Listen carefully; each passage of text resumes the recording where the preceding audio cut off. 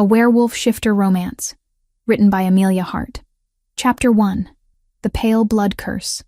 The village of Ashenmoor had learned to time their morning routines around Blanche's suffering.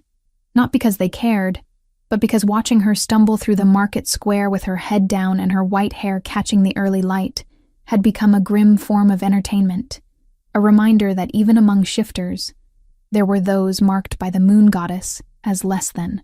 Blanche knew this.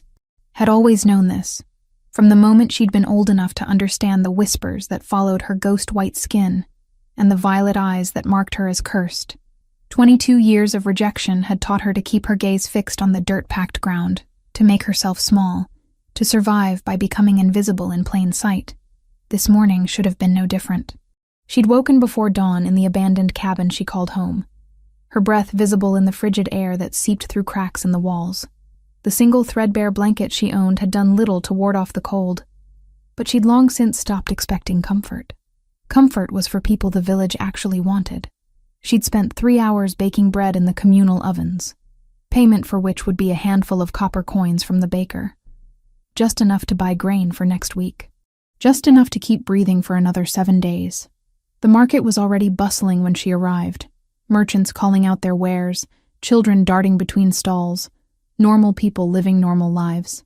Blanche kept to the edges, clutching the basket of bread against her chest as she made her way toward the baker's stall. "There she is," someone muttered. "The cursed one." Blanche's steps didn't falter. She'd heard worse. "My daughter got sick last week." Another voice rose. "Right after that thing walked past our house. Bad luck follows her everywhere. Unnatural creature." The words washed over her, familiar as breathing. She'd learned years ago that defending herself only made things worse. The villagers needed someone to blame for their troubles, and Blanche, with her albino skin and eyes the color of midnight violets, made an easy target. She reached the baker's stall and set the basket down carefully. The man, a weathered shifter with gray in his beard, counted the loaves without meeting her eyes. 6 coppers, he grunted, dropping the coins into her palm without touching her skin. Blanche pocketed them quickly and turned to leave.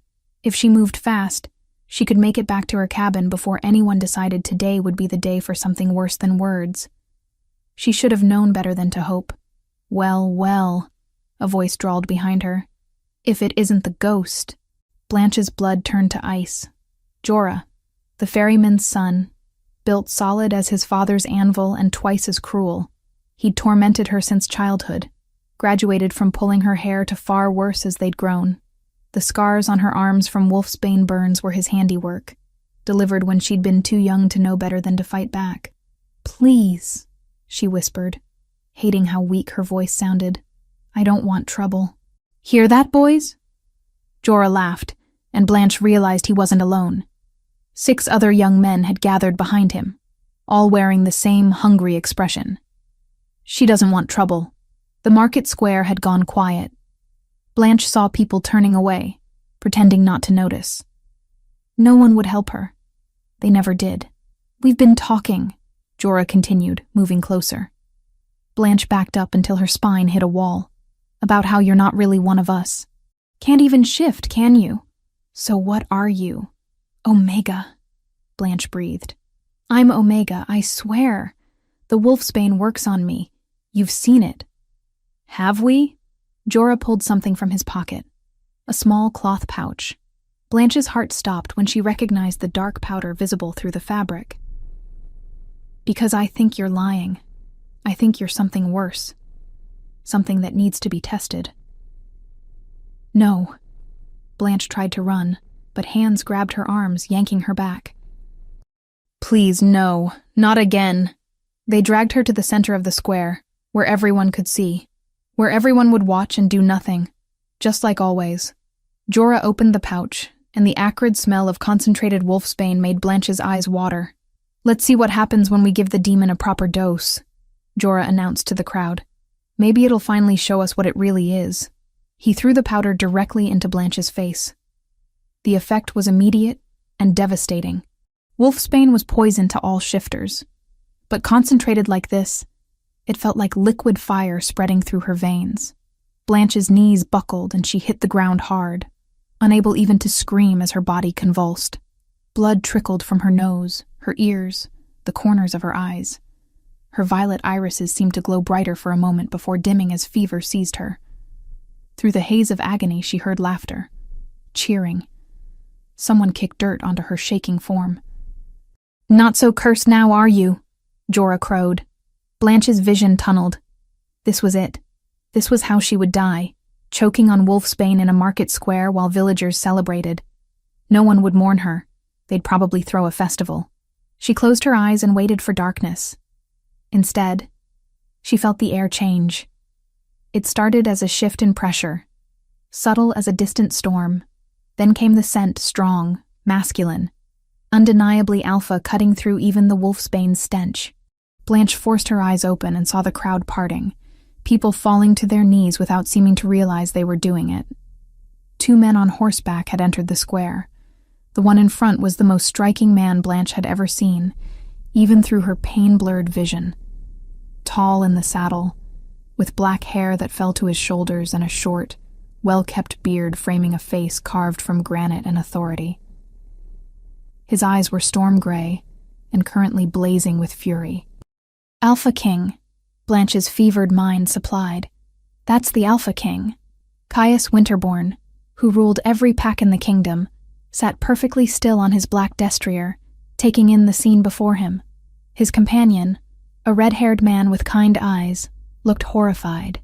"Your Majesty," someone stammered. "We didn't expect—" Silence.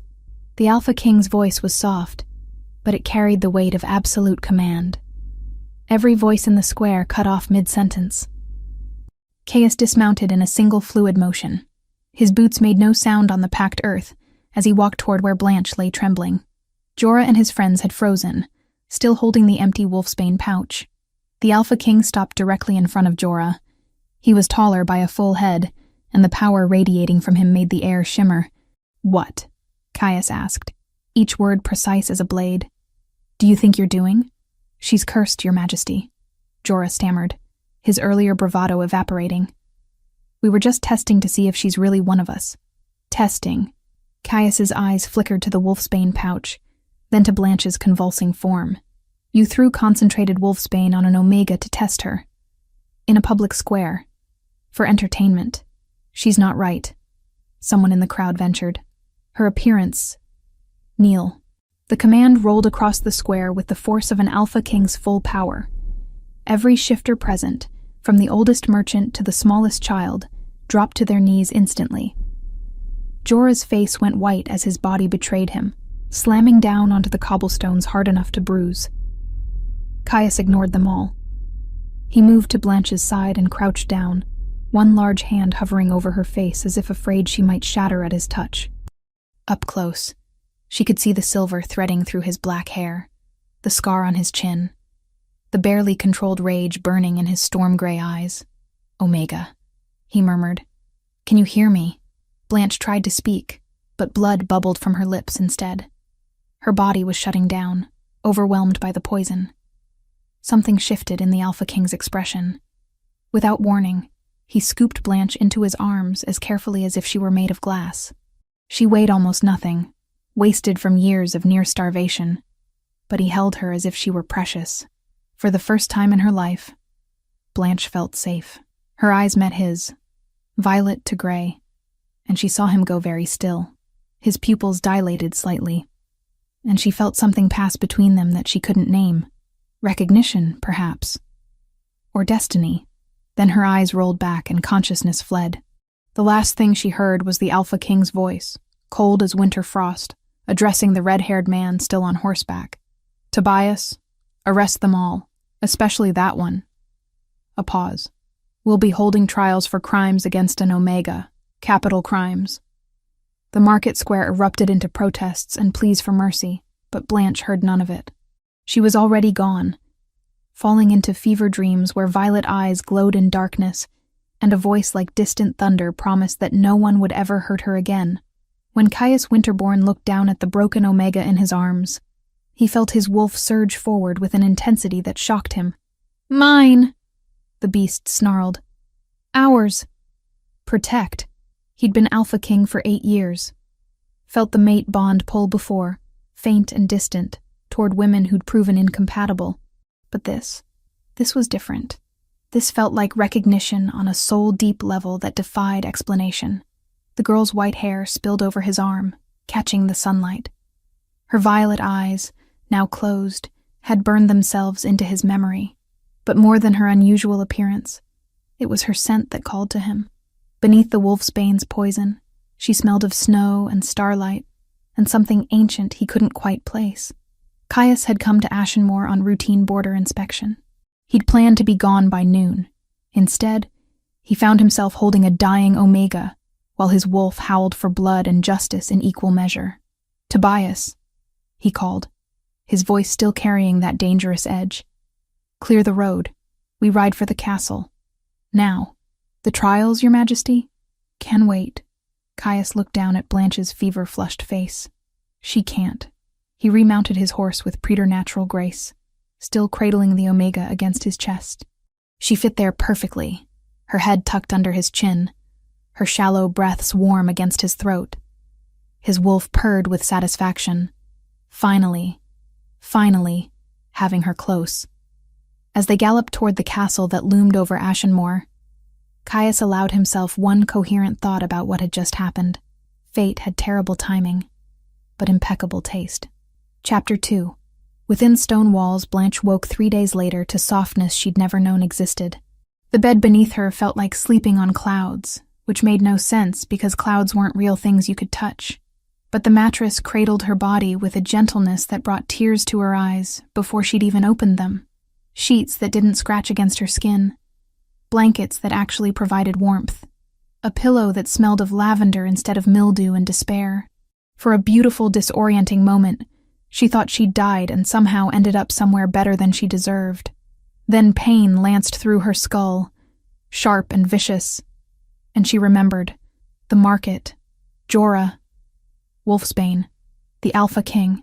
Blanche's eyes flew open, and she immediately regretted it, as bright afternoon light stabbed into her brain. She blinked rapidly, trying to make sense of her surroundings through the lingering fog of fever and confusion. This was not her cabin. This was not anywhere she'd ever been. Stone walls rose around her, fitted so perfectly that barely any gaps showed between the massive blocks. Tapestries hung from iron brackets, depicting battles and hunts in threads of gold and crimson. A fireplace large enough to stand in dominated one wall, flames crackling cheerfully behind an ornate iron screen. Windows with actual glass, not just shutters, let in streams of sunlight that turned the dust motes into dancing sprites. She was in the castle. The Alpha King's castle. Terror seized her throat. Why was she here? What did he want with her? Powerful people didn't help cursed Omegas out of kindness. There had to be a price, and Blanche had nothing left to pay except her life. "Easy now," a voice said gently. "You're safe, child. Try not to move too quickly." Blanche's head whipped toward the sound, then immediately regretted it as nausea rolled through her. An elderly woman sat in a chair beside the bed, setting down what looked like needlework. She had gray hair pulled back in a neat bun, kind eyes the color of hazelnuts, and the wrinkled face of someone who smiled often. The woman rose and moved to a table, pouring water from a ceramic pitcher into a cup. She brought it to Blanche with steady hands. "Drink slowly," she instructed. "Your body's been through an ordeal. Wolfsbane poisoning isn't something to take lightly, especially in such concentration." Blanche took the cup with trembling hands and sipped. The water was cool and clean, nothing like the brackish stuff from the well near her cabin. She drank it all, then accepted a second cup when the woman offered. "Where am I?" Blanche asked, though she already knew. "Why am I here?" "The Alpha King's personal wing of the castle," the woman replied, settling back into her chair. "I'm Meredith, the castle healer. His Majesty brought you here 3 days ago after finding you in Ashenmoor's market square. You've been in and out of consciousness since then, mostly fever dreams from what I could tell. 3 days. Blanche had lost 3 entire days. "I don't understand," she whispered. "Why would he bring me here? I'm nobody. I'm nothing. The cursed one from Ashenmoor who can't even shift properly." Meredith's expression softened with something that looked dangerously close to pity. Blanche hated pity almost as much as she hated cruelty. At least cruelty was honest. You're an Omega who was tortured with Wolfsbane in broad daylight while an entire village watched, Meredith said firmly. That's not nothing. That's a crime. His Majesty takes crimes against pack members very seriously, regardless of rank. I'm not pack, Blanche protested weakly. Ashenmore made that perfectly clear. You're pack now. The healer's voice carried absolute certainty. The Alpha King declared it himself. You're under his personal protection, which means you're under the protection of the crown. Anyone who harms you harms him directly. The words made no sense. Why would the most powerful shifter in the kingdom care about a broken Omega from a village that had spent 22 years trying to destroy her? Before Blanche could ask, the door opened and a man entered. Not the Alpha King, but someone nearly as intimidating in a different way.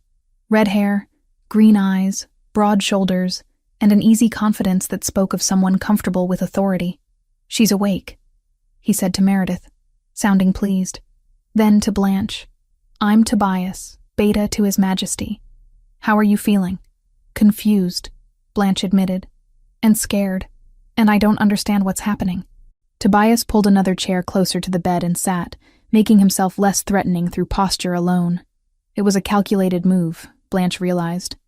Everything about this man was calculated, from his casual tone to his non-threatening body language. He wanted her to feel safe. She didn't. Safety was a lie people told before they hurt you. I'm going to ask you some questions, Tobias said. You don't have to answer anything you don't want to. But it would help us understand your situation better. My situation. Blanche laughed, and it came out bitter. My situation is that I'm cursed. Born wrong. An Omega who can't shift like normal people. The village has hated me since I was old enough to understand words.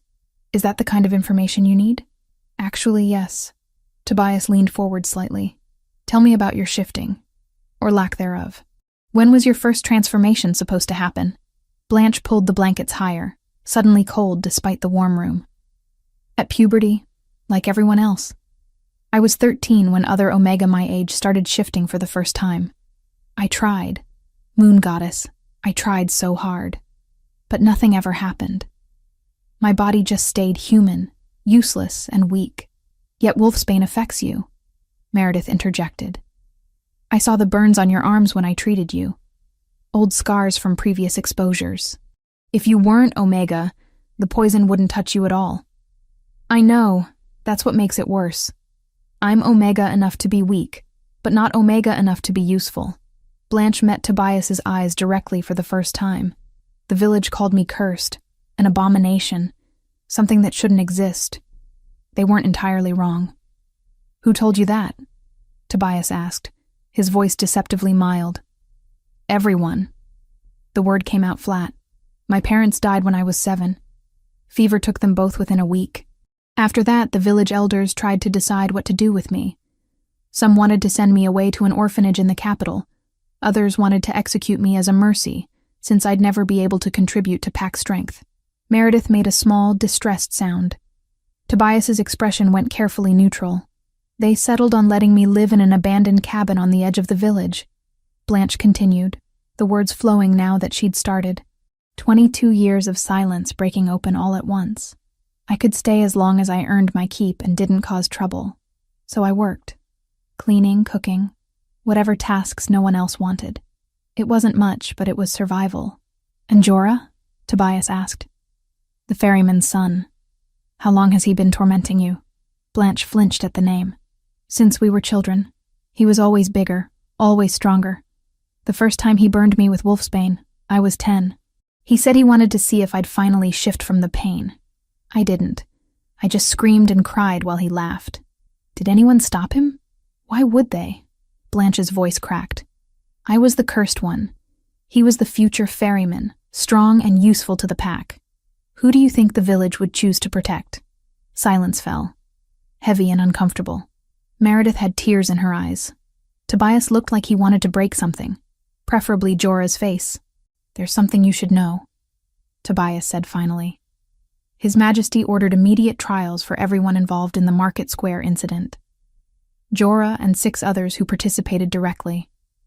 The trials were concluded yesterday. Blanche's heart stuttered. Concluded? Capital punishment was deemed excessive given this was their first offense against Crown law, but they've been sentenced to 20 years of hard labor in the silver mines. All 7 of them.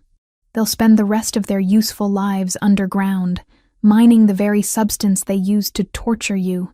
The information hit Blanche like a physical blow. Jorah, who'd made her life a waking nightmare since childhood, was gone. Punished. Actually punished for what he'd done to her. She should have felt victorious, vindicated. Something other than this strange, hollow emptiness in her chest. "I don't understand," she whispered. "I'm nothing. Why would the Alpha King care? Why would he go to such lengths for someone like me?" Tobias and Meredith exchanged a glance that Blanche couldn't interpret. "You'll have to ask His Majesty that yourself," Tobias said carefully. "But know this, Blanche.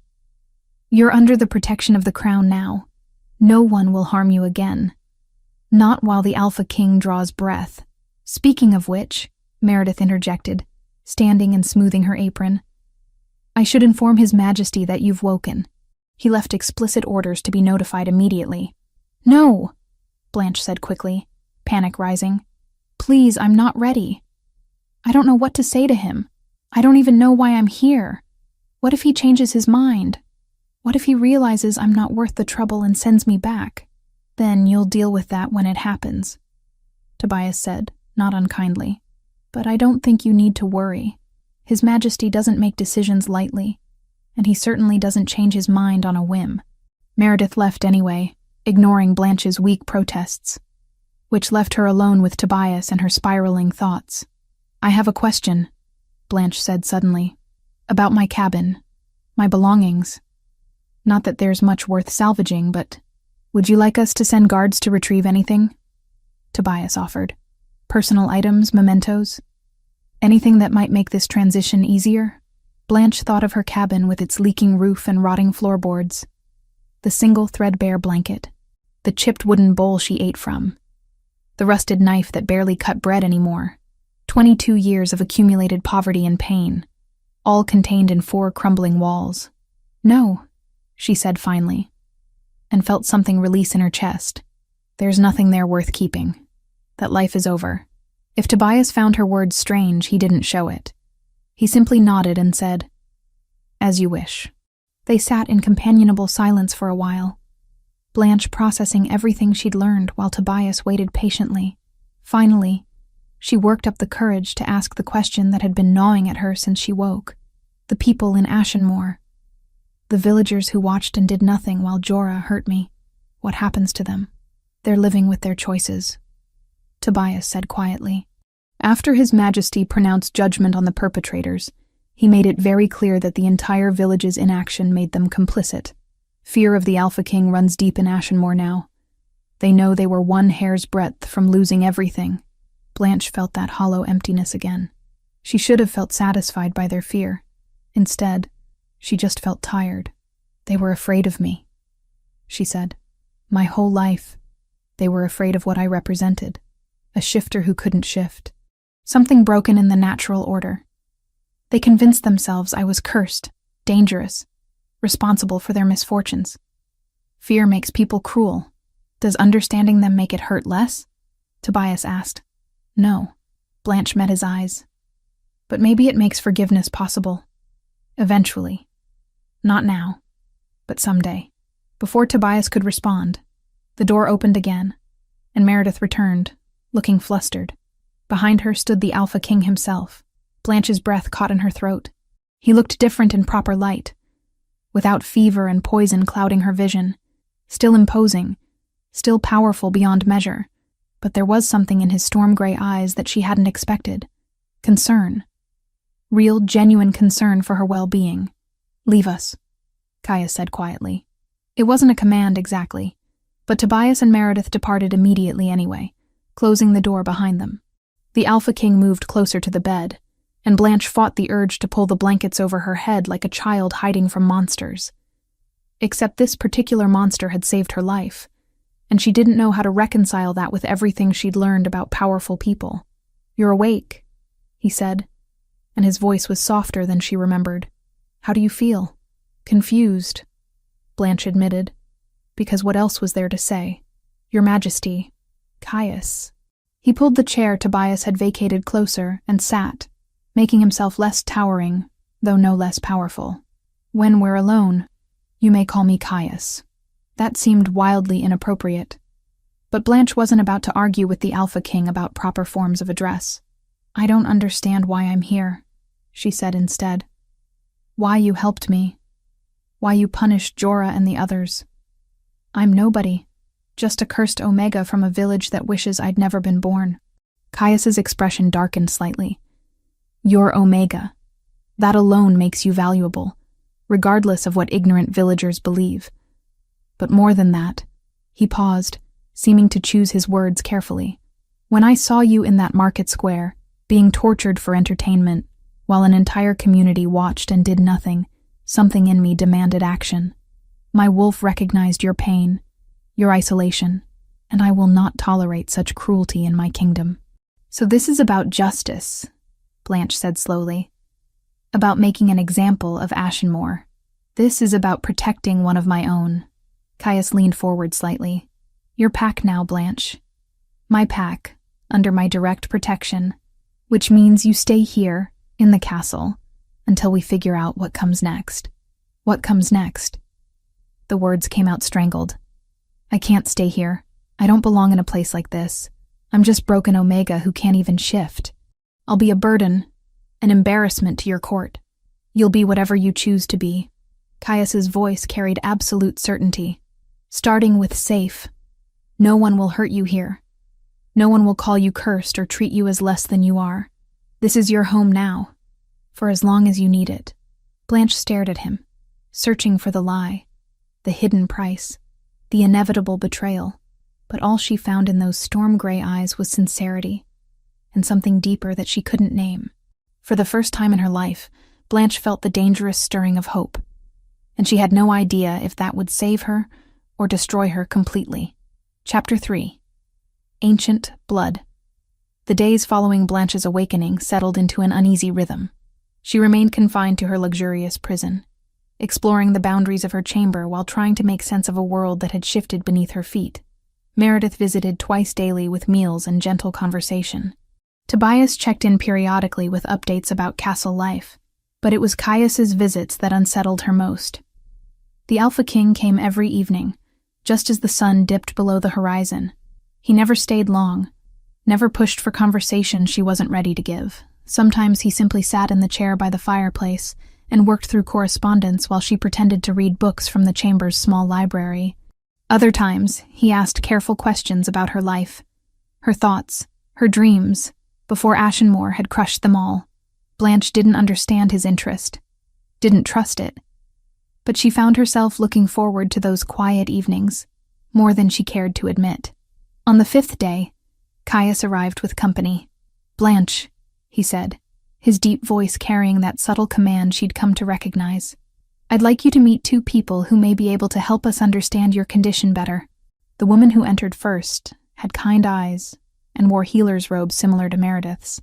She moved with the confidence of someone comfortable with authority, but her smile held genuine warmth.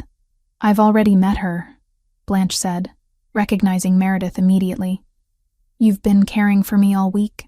Indeed, Meredith agreed, settling into a chair. But today, I'm here in a different capacity. His Majesty has asked me to conduct some specialized tests, with your permission, of course. The man who followed looked nothing like a warrior. Thin and scholarly, he carried himself with the perpetual stoop of someone who spent too much time hunched over books.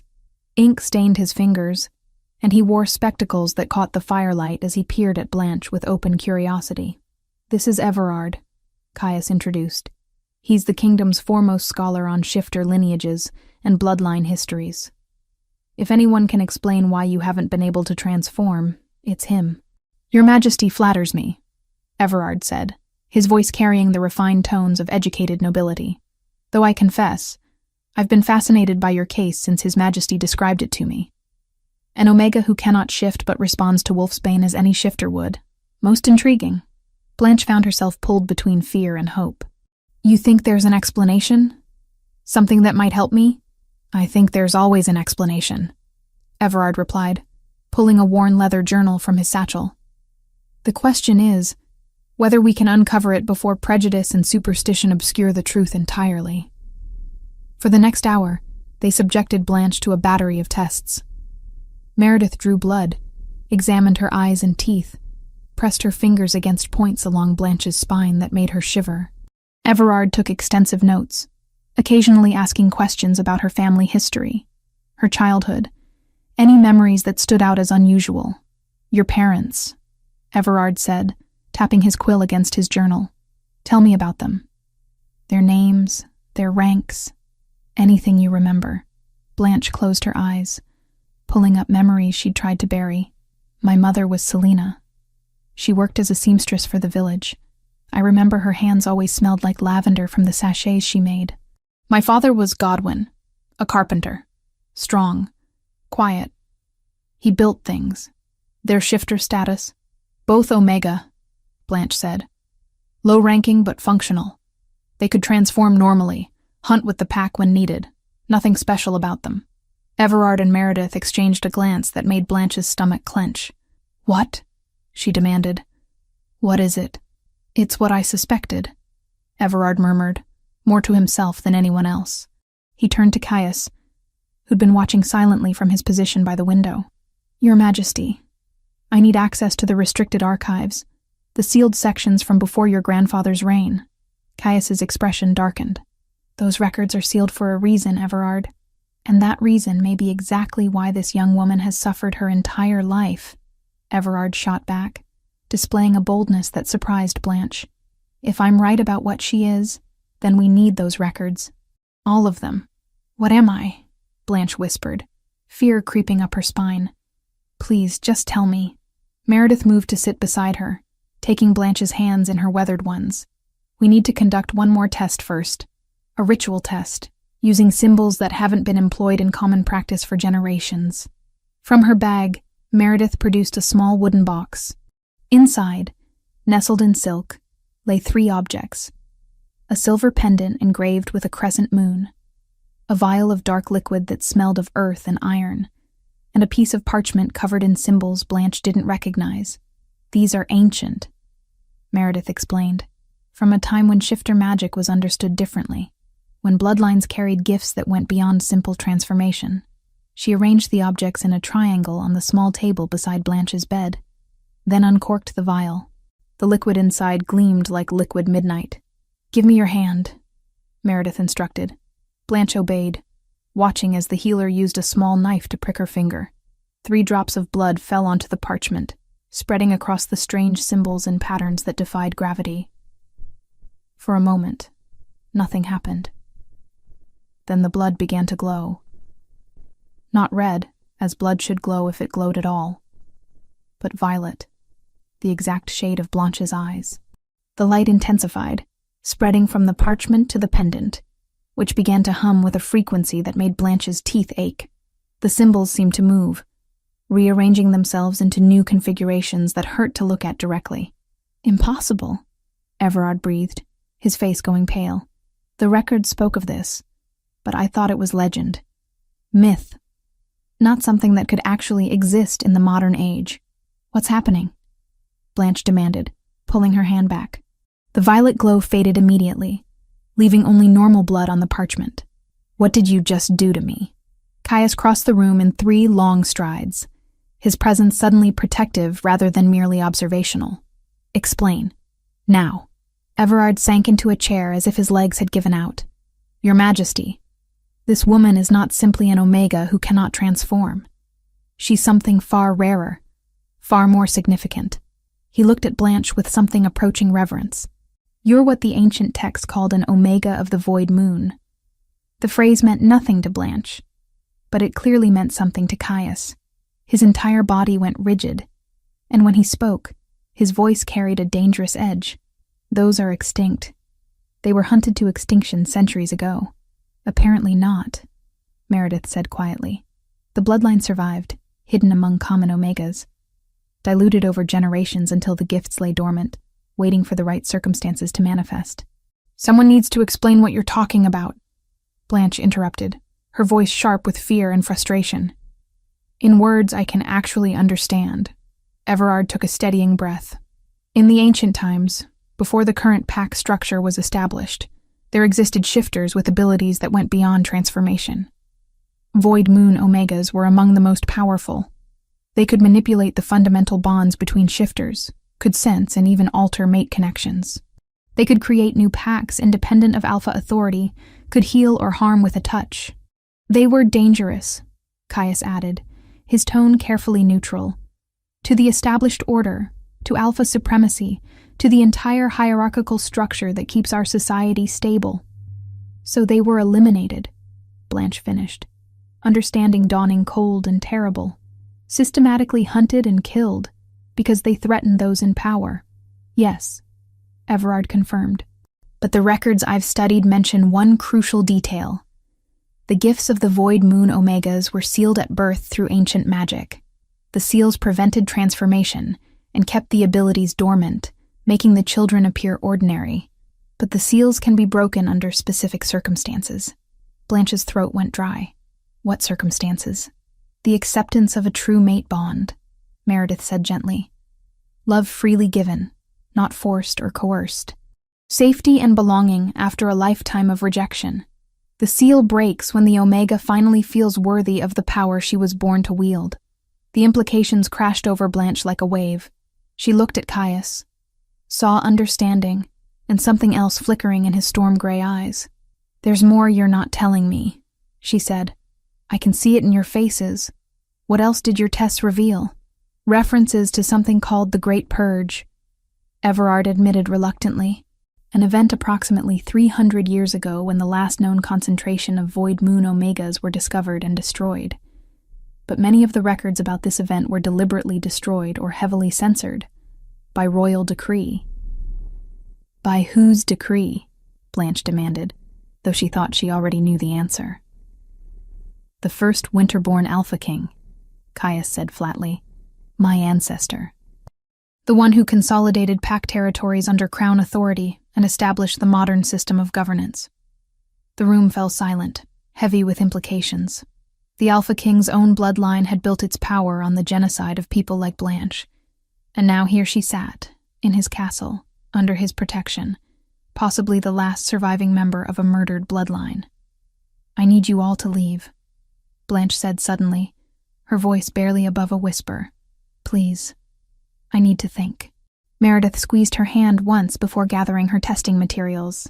Everard hesitated, clearly wanting to ask more questions, but Caius's sharp gesture sent him scurrying toward the door. The Alpha King lingered longest. "I won't apologize for what my ancestor did," he said quietly.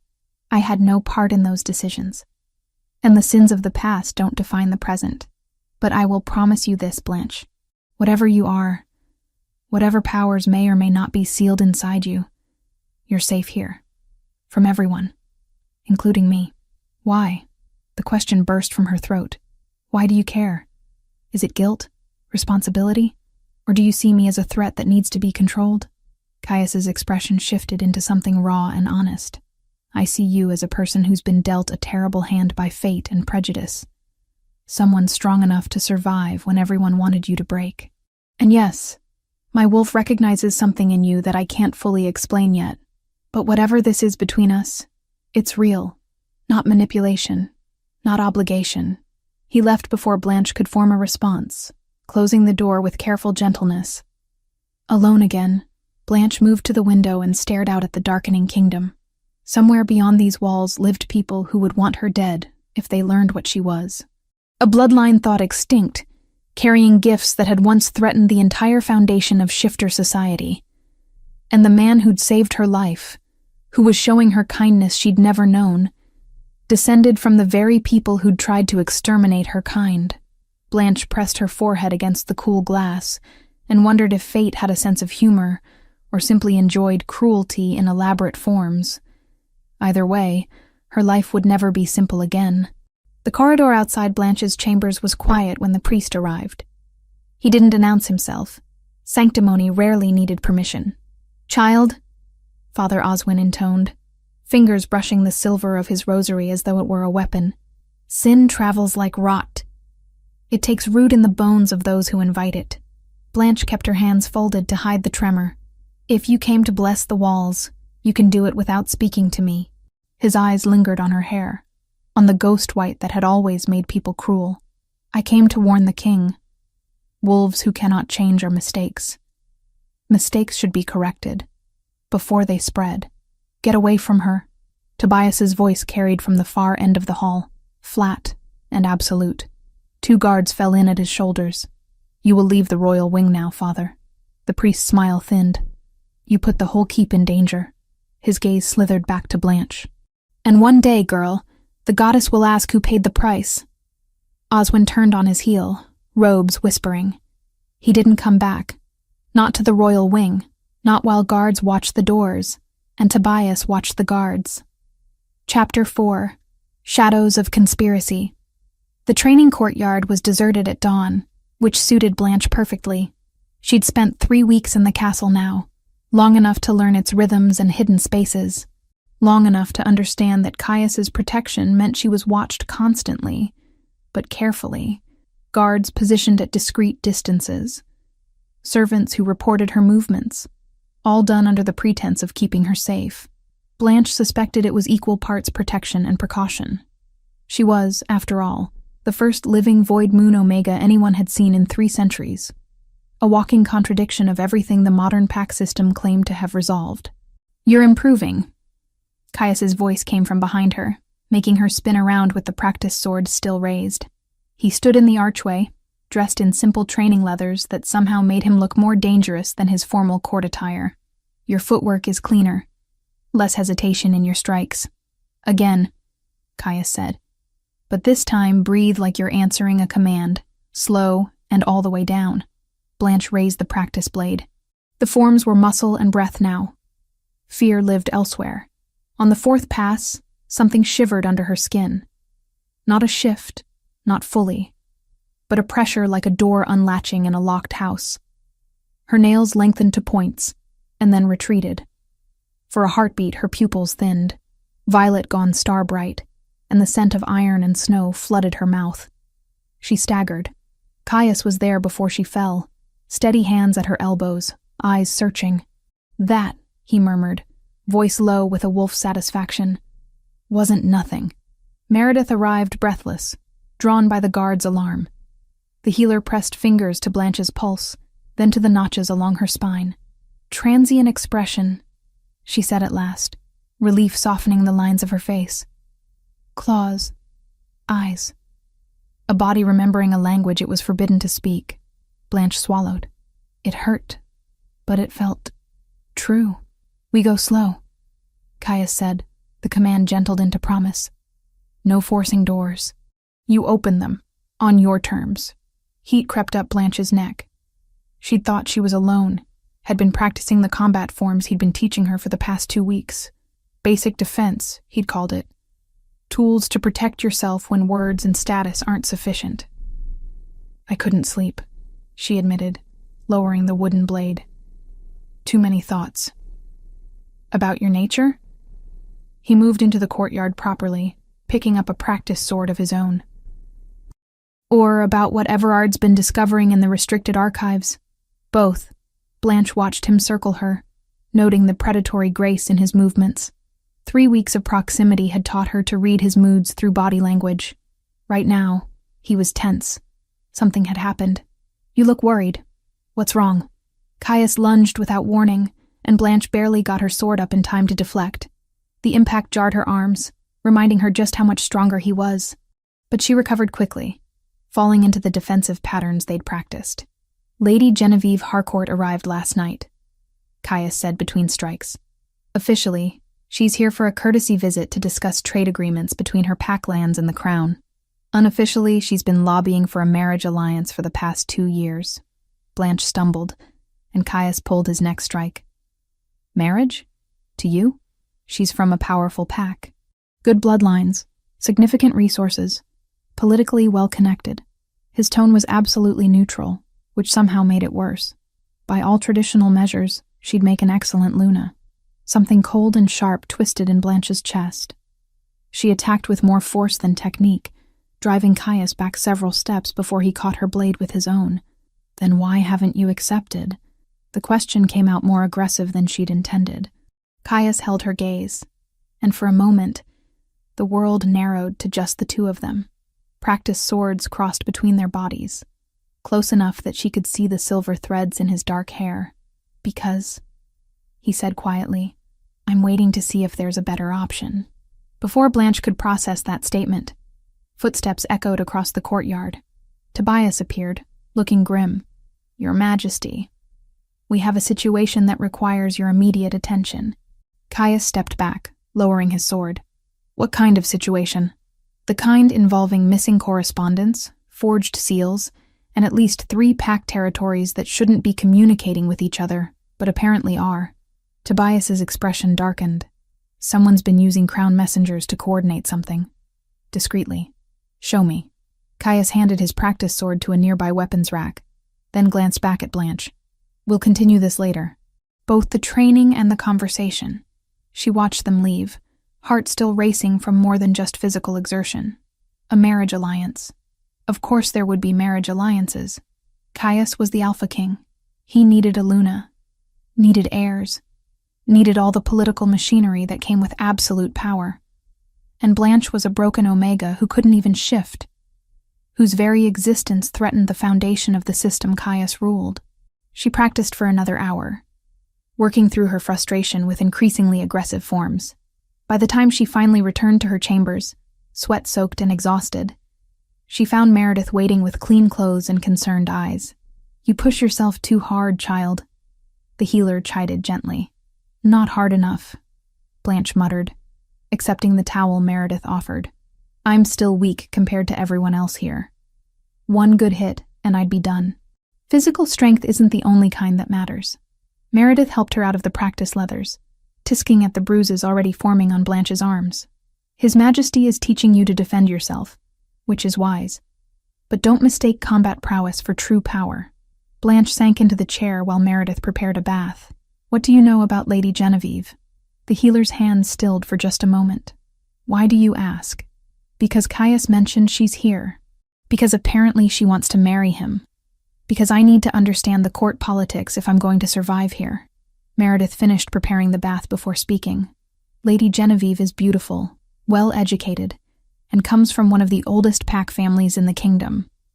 She's also ambitious, calculating, and not particularly known for her compassion toward those she considers beneath her station.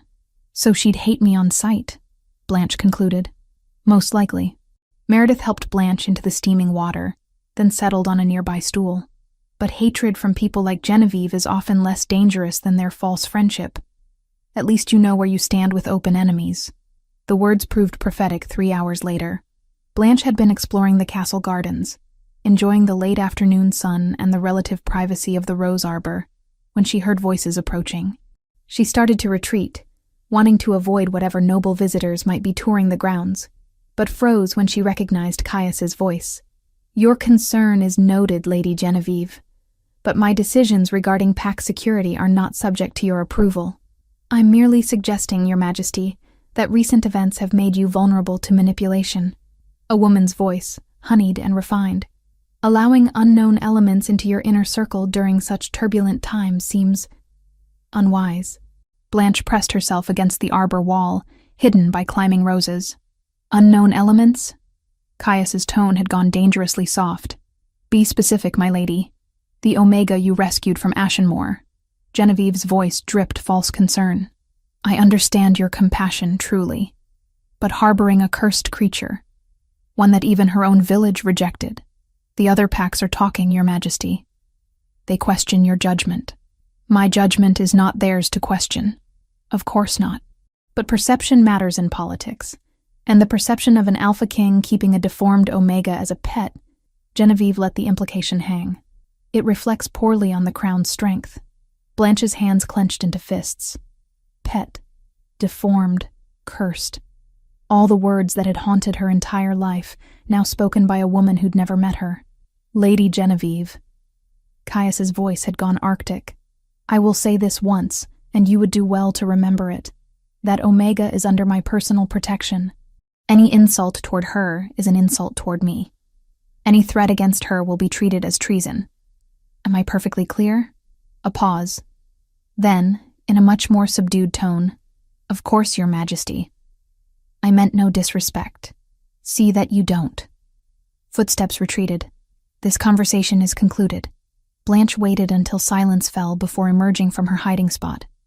Her legs felt shaky, emotions warring between vindication at Caius's defense and shame at being called a pet in the first place. She shouldn't have been surprised when she nearly collided with Lady Genevieve herself rounding a corner of the garden path. The woman was stunning. Golden hair arranged in intricate braids, blue eyes that missed nothing, wearing a gown that probably cost more than Blanche's entire former village earned in a year. When those calculating eyes fixed on Blanche, recognition flared immediately. "You must be the famous rescue project," Genevieve said sweetly. "How delightful to finally meet you." Blanche straightened her spine, refusing to be cowed. "Lady Genevieve, I've heard much about you. All terrible, I hope." Genevieve's smile never reached her eyes. She circled Blanche slowly, assessing. You are a curious thing, aren't you? Those eyes, that skin. I can see why the Alpha King finds you fascinating, like a rare butterfly pinned to a board for study." "I'm not anyone's specimen," Blanche said quietly. "Aren't you?"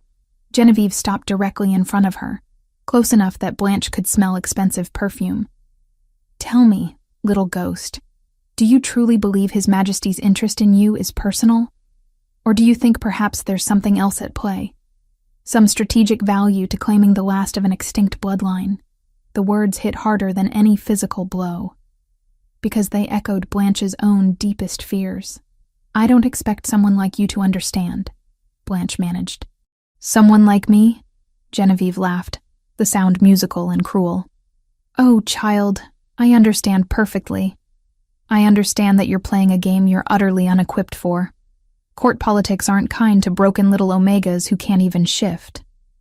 And while the Alpha King may protect you now, how long before his patience wears thin? How long before you become a liability instead of a curiosity? That's enough."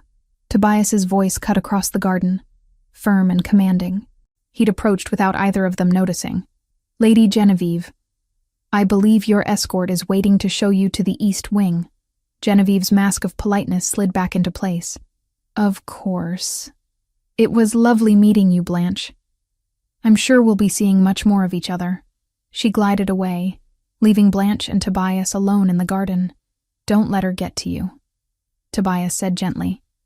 "She's skilled at finding people's weak points and exploiting them." "What if she's right?" Blanche whispered. "What if I am just a political curiosity? What if Caius is only protecting me because of what I represent, not who I am?" Tobias was quiet for a long moment. "Can I share something with you? Something I've never told anyone?" Blanche nodded.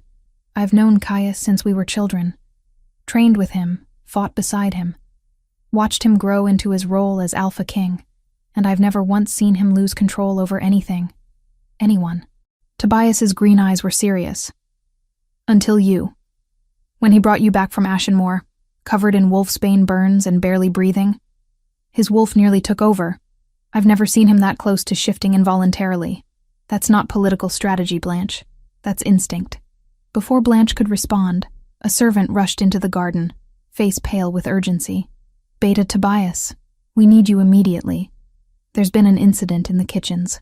Someone tried to poison one of the food deliveries meant for Miss Blanche's chambers." The world tilted sideways. Someone had tried to poison her. Again. Tobias's expression went deadly. "Show me. Now." He looked at Blanche. "You stay here. Don't move until I send guards." He left at a run, and Blanche sank onto a stone bench, heart hammering. Genevieve's words echoed in her mind. "How long before you become a liability instead of a curiosity?" Someone wanted her dead. Someone inside the castle, with access to the kitchens, with knowledge of which food went to which chambers. And Blanche had no idea who she could trust anymore, except maybe the Alpha King, whose protection might not be personal at all. The afternoon sun seemed colder now, and the roses smelled like rot. Chapter 5. The Siege and Sacrifice. The War Council assembled at midnight, when the castle lay shrouded in darkness, and only the most loyal guards walked the walls. Blanche stood in the corner of the great hall, wrapped in borrowed furs against the stone chamber's chill, watching as alphas and military commanders gathered around the massive oak table. She shouldn't be here. This was pack business, military strategy, the domain of warriors and leaders. But Caius had insisted, and when the Alpha King insisted, even the most tradition-bound nobles obeyed. The news had come at sunset. 3 pack territories aligned with Alpha Donovan, Lady Genevieve's ambitious cousin, had mobilized their forces. Combined with religious zealots loyal to Padre Oswin, the priest who'd fled the castle after threatening Blanche during his last visit, they'd formed an army sizable enough to lay siege to the castle itself. Their demands were simple: surrender the cursed Omega for trial and execution, or face war. "We hold superior defensive positions," Tobias was saying, pointing to a map spread across the table. "The castle walls have never been breached in 300 years. We have adequate supplies for a prolonged siege, and our archers can pick off anyone foolish enough to approach within range." "They're not fools," growled Commander Felton, a grizzled alpha with more scars than smooth skin. "They've brought siege engines, catapults, battering rams. They mean to break us through attrition if nothing else. Let them try," Caius said quietly, but his voice carried absolute authority. "I will not surrender an innocent Omega to a mob screaming for blood based on superstition and fear." "She's not exactly innocent, Your Majesty." The speaker was Lord Blackwood, an elderly alpha who controlled significant pack territories in the south. "She carries bloodline magic that threatened the entire system our ancestors fought to establish. Perhaps there's wisdom in the old laws regarding Void Moon Omegas." Blanche felt every eye in the room turn toward her. She wanted to melt into the stone walls, to disappear the way she'd learned to do in Ashenmoor. But something Caius had told her during their training sessions echoed in her mind. Running from judgment doesn't change the verdict. Standing tall in the face of it sometimes does. She stepped forward, into the candlelight. "I understand your fear," she said, and was surprised by how steady her voice sounded. "You see me as a threat to everything you know. The historical records say my bloodline could manipulate mate bonds, create rogue packs, undermine alpha authority, but I've never done any of those things. I don't even know how. I'm just an Omega who couldn't shift until very recently, who's been shown more kindness in this castle than in 22 years among my own people." "Pretty words," Lord Blackwood countered. "But power doesn't require intent to be dangerous. A wildfire doesn't mean to burn down the forest." "Then teach me control," Blanche challenged. "Give me the chance to prove I'm not the monster you fear. Or execute me now and prove you're no better than the villagers who tortured me for entertainment." Silence fell. Then Caius stood, and the weight of his presence filled the hall. "This discussion is concluded," he said flatly. "We defend the castle. We defend Blanche. Anyone who has a problem with that is welcome to join the siege forces outside." No one moved. Even Lord Blackwood bowed his head in reluctant acceptance. The council dispersed, leaving Blanche alone with Caius in the echoing chamber. She expected him to be angry at her for speaking out, for challenging nobility during a war council. Instead, he looked at her with something that might have been pride. "That was either very brave or very stupid," he said. "Probably both." Blanche wrapped the furs tighter around herself. "I'm sorry if I overstepped." "You didn't." Caius moved to the fireplace, staring into flames that cast dancing shadows across his features. "You spoke truth to people who needed to hear it. Some of them might even remember it when this is over. You think we'll survive? I think we have to." He turned to face her fully. "Blanche, there's something you need to know about why this is happening now. Why the conspiracy has moved so quickly." Dread pooled in her stomach. What did Everard find in the archives? Evidence that the Great Purge 300 years ago wasn't complete. "My ancestor, the first Winterborn king, ordered the extermination of all Void Moon Omegas, but some survived by having their children sealed at birth, their gifts hidden through magic. Those children were scattered among common packs, their true nature dormant. So there could be others," Blanche whispered. "Other sealed Omegas who don't know what they are." "Yes.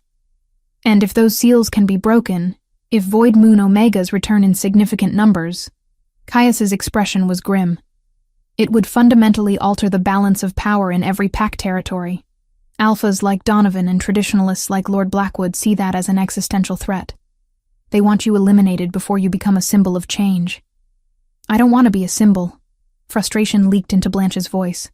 I just want to exist without people trying to kill me for what I was born as. I know. Caius crossed the space between them in 3 long strides. Up close, she could see the exhaustion in his eyes. The weight of leadership pressing on shoulders that carried an entire kingdom. But sometimes we don't get to choose what we represent to others. We only get to choose how we respond. Blanche looked up at him, at this powerful alpha who'd defended her repeatedly, who'd changed laws and challenged tradition for her sake, who'd never once asked for anything in return. The manuscript Everard found. She said slowly, the one explaining how void moon seals break. It mentioned a true mate bond, freely accepted. Is that why you've been... She couldn't finish the sentence, couldn't voice the hope that had been growing in her chest, despite every lesson Ashenmore had taught her about not deserving love. Caius's hand came up to cup her cheek, his touch gentle despite the roughness of his palm. I won't lie and say that information wasn't relevant. But Blanche, my wolf recognized you before I knew anything about Void Moon Omegas or sealed powers. The bond I feel toward you isn't strategic. It's instinctive, consuming, and entirely inconvenient given current circumstances. Inconvenient. A laugh bubbled out of her, slightly hysterical. We're under siege by 3 packs who want me dead, and you're calling mate bonds inconvenient. What would you prefer I call it? I don't know. Terrifying? Impossible? The worst timing in the history of shifter romance? His lips quirked into something that might have been a smile if the situation weren't so dire. All accurate descriptions, but also irrelevant. The bond is there whether we acknowledge it or not. Before Blanche could respond, bells began ringing throughout the castle.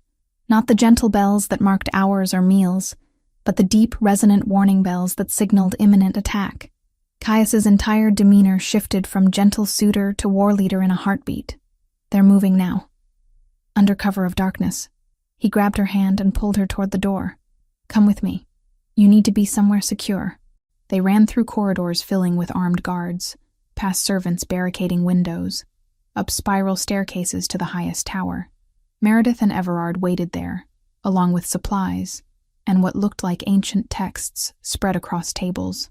This is the most defensible position in the castle, Caius explained quickly. Meredith has healing supplies. Everard has been researching the seal-breaking ritual. If the siege goes badly, if they breach the walls, I need you to try. Try what? Blanche asked, though she already knew. The manuscript describes the ritual. Blood, acceptance, a mate bond freely given under duress of survival. His storm-gray eyes held hers. I need you to try breaking your seal. If your powers emerge, you might be able to turn the tide. Weaken their mate bonds, create confusion in their ranks. It's a gamble, but it's the only chance we have if the walls fall. Blanche squared her shoulders. Show me what I need to do. Everard stepped forward with the ancient manuscript, its pages yellowed with age. The ritual requires blood from both parties, mixed with 3 drops of Wolfsbane extract to represent overcoming poison. Words of acceptance must be spoken at the moment of joining. And critically, both parties must be willing. Any coercion or doubt will cause the ritual to fail catastrophically. Catastrophically how? Blanche asked. Death, Meredith said bluntly. The magic consumes the Omega from within if the bond isn't genuine. It's why so few Void Moon Omegas ever achieved their full power historically.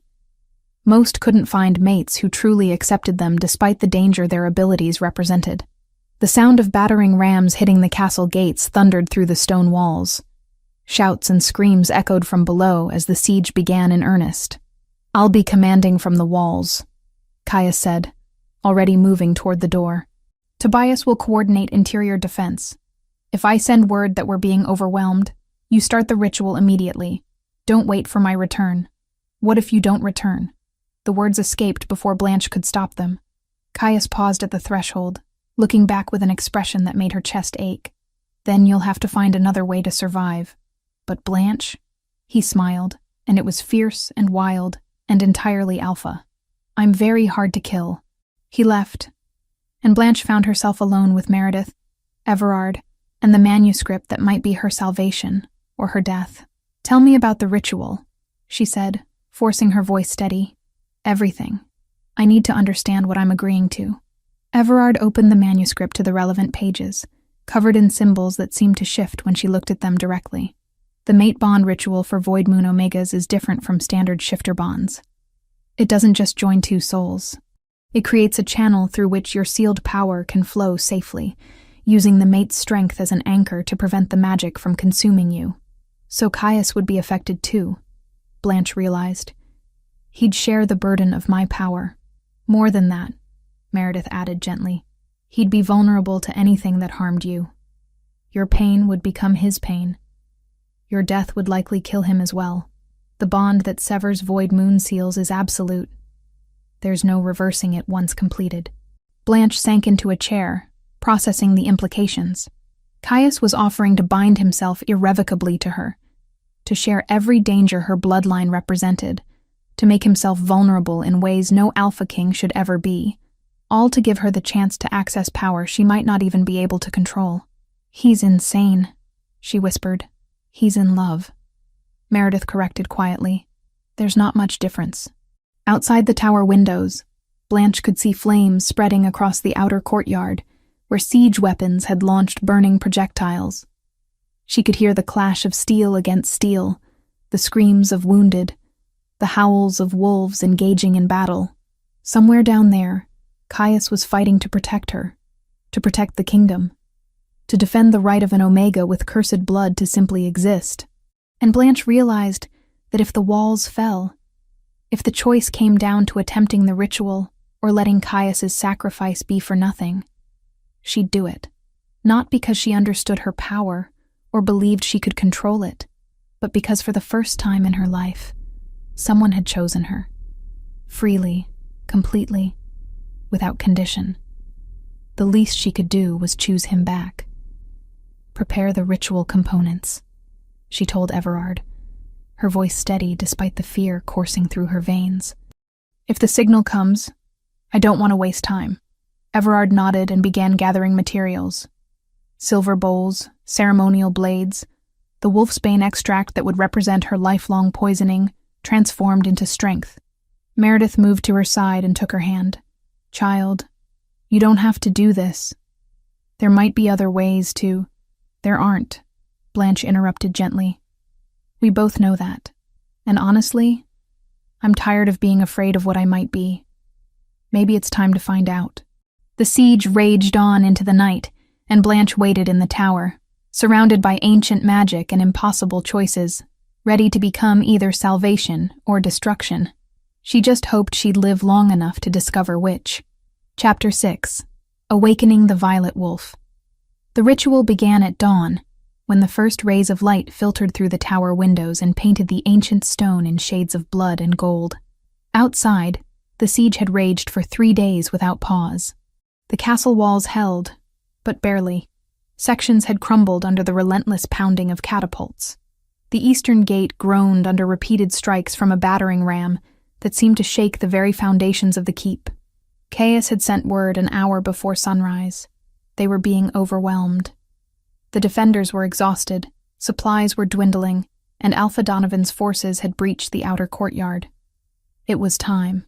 Now Blanche knelt in the center of the tower room, surrounded by a circle of ancient symbols Everard had painstakingly drawn with silver powder. Meredith had prepared the components.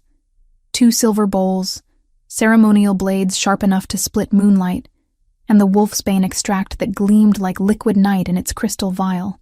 "Once you begin, there's no stopping," Everard warned, his face pale and serious behind his spectacles. "The magic will complete or it will consume. There's no middle ground." "I understand," Blanche said, though her heart hammered against her ribs so hard she thought it might crack through bone. The door burst open, and Caius entered, covered in soot and blood and exhaustion. His armor was dented, his face streaked with grime, but his storm-gray eyes were clear and focused entirely on Blanche. "They've broken through the second line of defense," he said without preamble. "Tobias is holding the interior courtyard. But we've lost too many defenders. If we don't turn the tide in the next hour, they'll reach this tower. Then we don't have an hour to waste." Blanche stood, forcing her legs steady despite the fear coursing through her. The ritual. Now. Caius moved to stand opposite her within the circle, and Meredith and Everard retreated to the edges of the room. The healer's hands were clasped tightly, her weathered face lined with worry. The scholar clutched his manuscript, ready to read the words that would either save them or destroy them all. "You're certain?" Caius asked quietly, for her alone. "Blanche, once this bond is formed, I'll share everything with you. Your pain, your power, your very life force. If you die, I die. If the magic consumes you, it consumes me as well. There's no protection for me in this ritual. I know." Blanche reached for his hands, feeling them large and warm and solid in hers. "You've given me protection, safety, the first home I've ever truly had. Let me give you something in return, even if it's terrifying." His fingers tightened around hers. "I need you to know something before we start. My wolf recognized you that first day in Ashenmoor. Not because of your bloodline or your power, because you were brave enough to survive when the world wanted you broken. Because you have more strength in your smallest finger than most alphas have in their entire bodies. That's what I'm binding myself to, not a void moon omega. You." Tears burned in Blanche's eyes, but she blinked them back. There would be time for crying later, if they survived. "Begin the ritual," Caius commanded, his voice carrying the weight of absolute authority. Everard opened the manuscript and began to read in a language Blanche didn't recognize, words that felt old and powerful and dangerous. Meredith approached with the ceremonial blades, handing one to each of them. "Blood given freely," Everard intoned, still reading from the ancient text. "Blood shared between souls who choose each other beyond logic, beyond fear, beyond the laws of pack and crown." Blanche drew the blade across her palm, watching crimson well up immediately. The pain was sharp but clean. Caius did the same without hesitation, his larger hand bleeding more profusely. They clasped hands, their blood mingling and dripping into the silver bowl Meredith held beneath them. The moment their blood mixed, Blanche felt something spark between them. A connection, tentative and trembling, reaching across the space that separated self from other. Wolfsbane conquered, Everard continued, and Meredith added 3 drops of the dark extract to their combined blood. The mixture hissed and steamed, releasing a scent that made Blanche's wolf stir for the first time since her partial transformation weeks ago. "Now the words," Everard said urgently. "Repeat after me, both of you together. I bind my soul to yours, freely given. I bind my soul to yours, freely given," they said in unison, their voices overlapping. "I accept your pain as mine, your joy as mine, your life as mine. I accept your pain as mine, your joy as mine, your life as mine. I choose you, in this moment and all moments, until death claims us both. I choose you, in this moment and all moments, until death claims us both." The silver powder circle erupted in violet light. Blanche gasped as power surged through her, not from outside but from within, as if something that had been sleeping her entire life suddenly woke up screaming. The seal that had kept her wolf dormant, that had prevented her transformation, that had protected the world from her bloodline's gifts, shattered like glass. Pain exploded through every nerve in her body. She would have fallen if Caius's hands hadn't held hers in an iron grip, anchoring her to consciousness even as the magic threatened to tear her apart. Through the agony, she felt Caius. Not just physically, but emotionally, spiritually, in ways that defied description. His strength flowed into her, giving her something to hold on to. His wolf howled in triumph, calling to her own, and her wolf answered. The transformation tore through Blanche with violence that should have killed her. Bones broke and reformed. Muscles tore and regenerated. Her skin split and healed, until finally fur emerged white as snow, gleaming as if lit from within. But this wasn't like the partial transformation she'd managed before. This was complete, overwhelming, absolute. When the pain finally receded and Blanche could think again, she found herself on 4 paws, taller than any wolf she'd ever seen. Her white fur seemed to glow with its own light, and when she looked at Caius, his reflection shone in violet in her enhanced vision. Moon goddess. Meredith breathed, her voice full of wonder and fear. She's magnificent. Caius had transformed as well, his massive black wolf standing beside her white one. Through the bond that now connected them completely, Blanche could feel his thoughts like they were her own. Mine, his wolf said simply. Mate, pack, forever. Yours, Blanche's wolf agreed, and the rightness of it sang through her bones. But there was more than just the bond awakening. Power surged beneath Blanche's skin, ancient and wild and terrifying. She could sense every shifter in the castle, could feel the threads that connected mates, could perceive the very structure of pack bonds that held society together, and she knew, instinctively, that she could manipulate those threads. An explosion rocked the tower as something heavy struck the castle wall nearby. Screams echoed from below, along with the howls of wolves locked in mortal combat. Caius shifted back to human form, and Blanche did the same, surprised by how easily the transformation came now. They stood facing each other, both naked and vulnerable, and more connected than two beings had any right to be. "Can you feel them?" Caius asked. "The attackers, their bonds." "Yes." Blanche closed her eyes, reaching out with her new senses. She could feel Alpha Donovan's pack, bound to him through traditional hierarchy, could sense the religious fanatics loyal to Padre Oswin, held together by fear and zealotry, could perceive Lady Genevieve somewhere in the army below, her ambitions a bright flame of poisonous desire. "Can you weaken them?" His hand found hers again, and the contact amplified her abilities exponentially. "I think so. But Caius, if I do this, if I start manipulating pack bonds, there's no hiding what I am anymore. Every shifter in the kingdom will know that Void Moon Omegas have returned. The consequences, let them come." His storm-gray eyes blazed with fierce determination. "Right now, all that matters is survival. We'll deal with politics after we're still alive to argue about them." Blanche nodded and reached out with her power. The effect was immediate and devastating. In the courtyard below, wolves who'd been fighting viciously suddenly stumbled, confused, as the bonds connecting them to their alpha wavered and weakened. Mates fighting side by side felt their connections fray, causing panic and disorientation.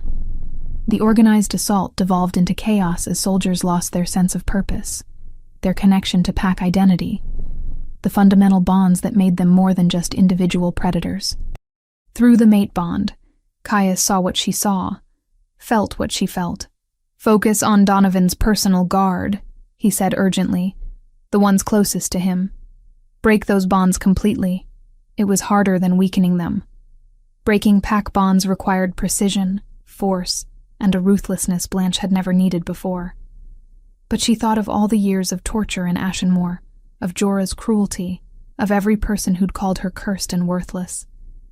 She channeled that pain into power, and shattered the bonds connecting Donovan's elite warriors to their alpha. The results were catastrophic for the attacking forces. 10 of Donovan's strongest wolves collapsed mid-battle, howling in agony as the severed bonds left them directionless, lost, their entire sense of identity torn away.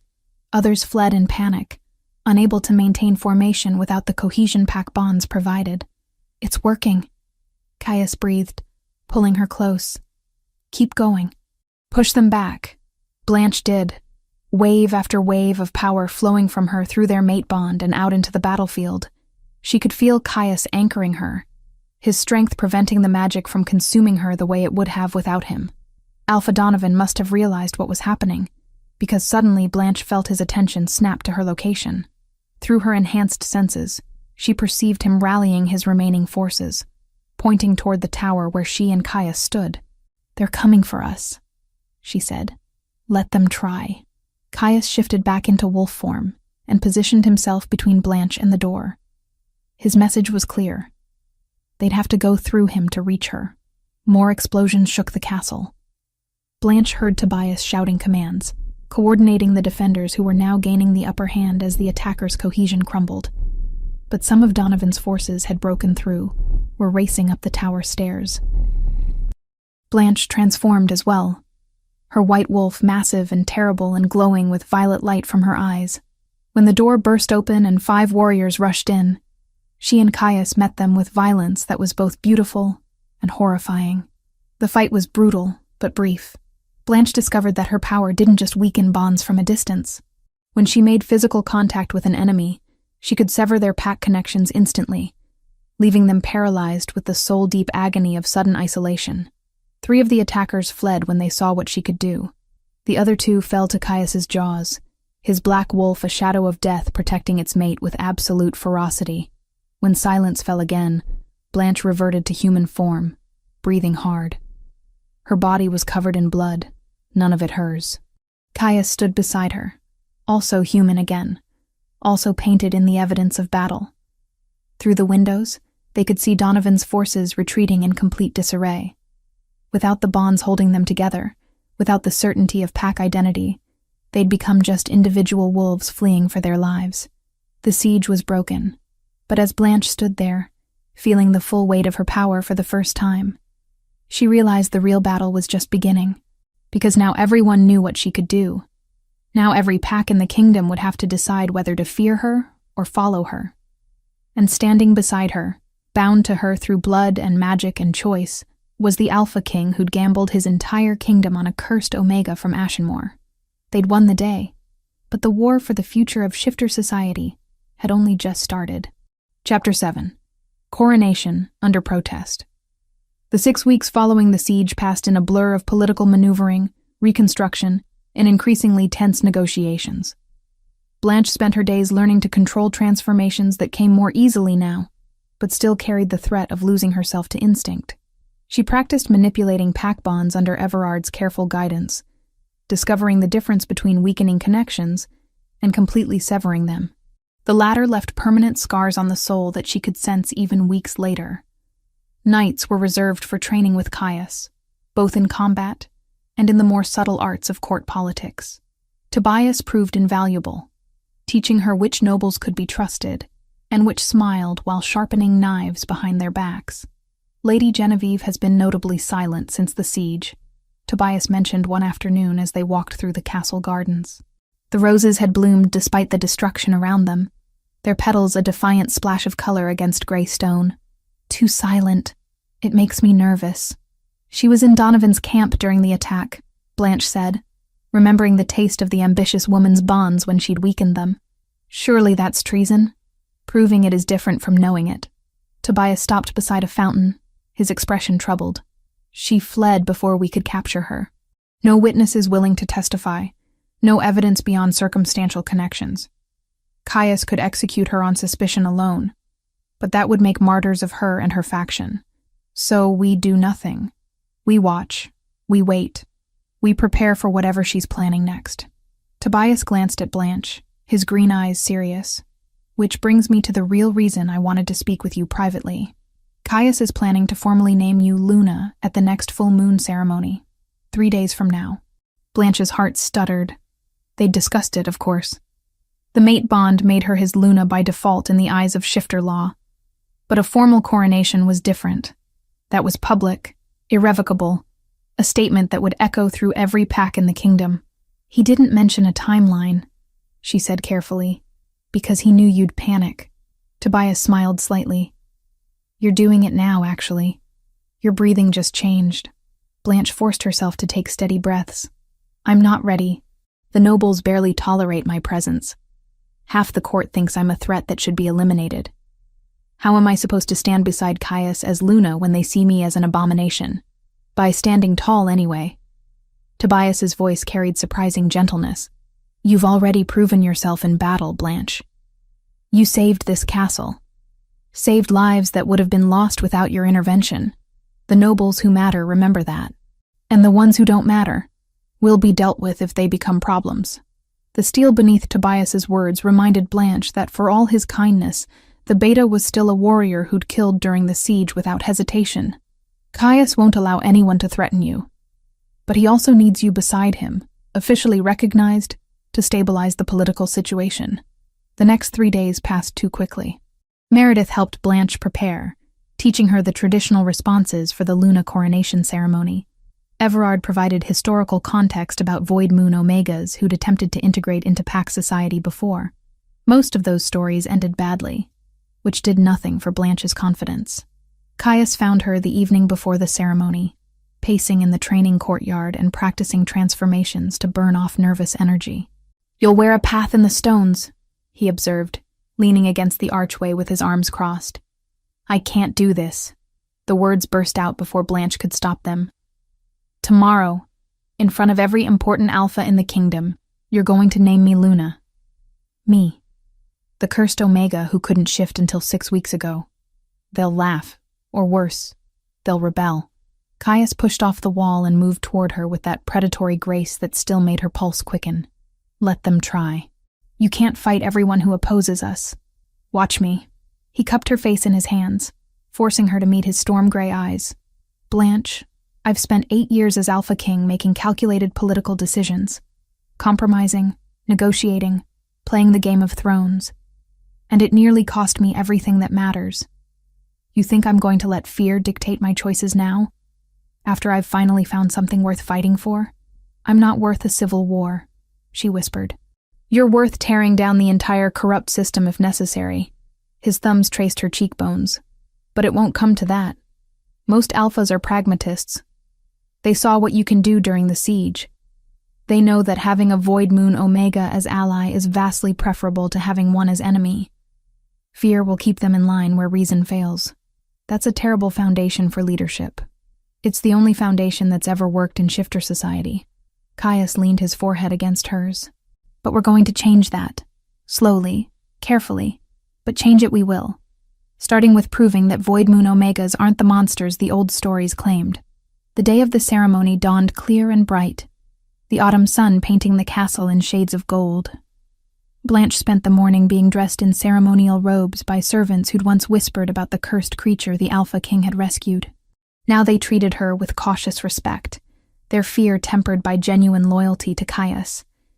The dress itself was magnificent, white silk embroidered with violet thread and patterns that echoed the ancient symbols from the ritual that had broken her seal. A circlet of silver waited on a velvet cushion, set with a single amethyst that matched her eyes. Traditional Luna attire for a very non-traditional Luna. The cathedral was packed when Blanche arrived, every pew filled with nobles, alphas, and important pack members from across the kingdom. She could feel their attention like physical weight, could sense their bonds and allegiances through her enhanced perception. Most were curious. Some were hostile. A concerning number were afraid. Caius waited at the altar, dressed in formal black with the crown of the Alpha King gleaming in his dark hair. When their eyes met across the cathedral, the mate bond pulsed with warmth and certainty. Blanche began the long walk down the aisle. The ceremonial attendants walked ahead of her, but Tobias had positioned himself at her side, his presence a subtle reminder that she wasn't alone in this. Meredith and Everard sat in the front row, their familiar faces anchoring her. The ceremony itself was ancient, words in the old tongue that Everard had helped her memorize. Blanche knelt before Caius as tradition demanded, and he placed the silver circlet on her head with hands that were steady despite the magnitude of what they were doing. "Do you accept the burden of Luna?" Caius asked, his voice carrying through the hushed cathedral. "To lead beside the Alpha King, to protect the pack with your life, to uphold the laws and traditions that bind us together?" "I accept," Blanche said clearly, even though half those traditions had nearly gotten her killed. "Do you swear to place the good of the pack above your own desires, to make decisions that serve all shifters regardless of rank, to be voice for those who cannot speak for themselves?" "I swear it." Caius lifted her to her feet, and for a moment they simply stood facing each other, the weight of history and hope balanced on this single moment. Then the cathedral doors burst open with a crash that echoed like thunder. Padre Oswin stood in the entrance, flanked by 20 men wearing religious vestments and carrying what looked suspiciously like blessed silver weapons. His face was gaunt and wild, eyes burning with fanatic certainty. "Heresy!" he shrieked, his voice cracking. "Blasphemy against the moon goddess herself! You dare crown this demon, this abomination, as Luna? I will not allow it." Guards moved to intercept, but Oswin and his zealots charged forward with supernatural speed. Blanche realized too late that they'd taken Wolfsbane themselves, the poison temporarily enhancing their speed at the cost of eventual death. They were suicide attackers, and they were headed straight for her. Caius moved to intercept, but one of the zealots threw a lance of blessed silver toward Blanche. She watched it arc through the air, knowing she couldn't dodge in time, knowing it would hit her chest and probably kill her. Caius shifted mid-leap, his black wolf taking 3 of the silver lances meant for Blanche. He crashed to the marble floor, blood spreading beneath him in a pool that seemed to grow with terrifying speed. The mate bond screamed with his pain, and something inside Blanche snapped. She shifted. Not carefully, not with the control she'd been practicing. Raw, primal, absolute.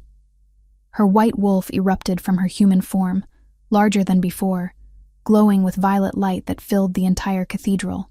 Oswin and his zealots froze, staring at her in horror. Good.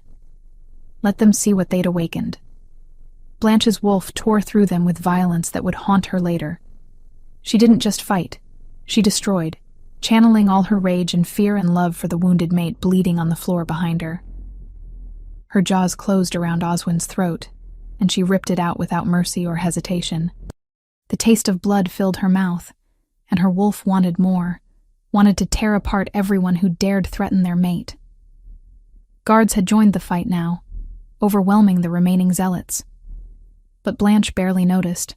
She stood over Oswin's corpse, covered in blood and shaking with adrenaline, while nobles pressed themselves against the walls in terror. Then Caius's pain through the bond brought her back to herself. She shifted to human form, naked and bloody, and fell to her knees beside him. He'd shifted back as well, 3 silver lance wounds bleeding freely across his chest and shoulder. "Meredith!" Blanche screamed, her hands hovering over the wounds uselessly. "Someone get Meredith! Here, child, move aside." The healer appeared with her supplies, Tobias carrying her bag. "Those lances were blessed. The wounds won't heal naturally. We need to extract the silver and purify the damage. Let me help." Blanche placed her hands over the worst wound, the one closest to Caius's heart. Through the mate bond, she could feel his pain, his weakness, the silver poison spreading through his system. She'd never tried to heal before, had always focused on the destructive aspects of her power. But now, desperate and terrified of losing him, Blanche reached for something different. She thought about the mate bond, about how it connected their life forces. If she could share his pain, maybe she could share her strength as well. Power flowed from her into Caius, violet light surrounding her hands. She felt his wolf respond, felt the silver poison being pushed back by her void moon magic. The bleeding slowed, then stopped. The wounds began to close, not completely but faster than they should have. When Blanche finally pulled her hands away, exhausted, Caius's eyes opened. Gray met violet in perfect understanding. "You saved me," he rasped. "You took those lances for me." Blanche's voice cracked. "Don't ever do that again." "Can't promise that." He managed a weak smile. "Protecting you is kind of my job." Around them, the cathedral had descended into chaos. Nobles arguing, guards clearing bodies, blood-staining holy ground. But Tobias was already taking control, his voice cutting through the confusion with commands that got people moving. Blanche looked down at herself, naked and covered in Oswin's blood, and realized she'd just killed a priest in front of the entire court. She'd lost control, given in to her wolf's rage, proven everyone's worst fears about void moon omegas. "They'll use this against us," she whispered to Caius.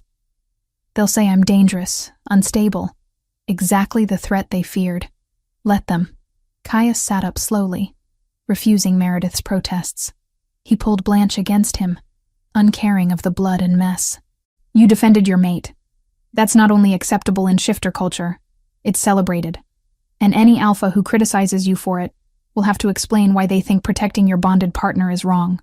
Tobias approached, his expression grim. "We need to move both of you to secure chambers." The remaining zealots fled, but there could be more sympathizers in the crowd. "The ceremony," Blanche protested weakly. "We didn't finish the coronation." "Yes, we did. Caius touched the silver circlet still miraculously perched on her blood-matted hair. "You're Luna, Blanche. Formally, officially, and violently.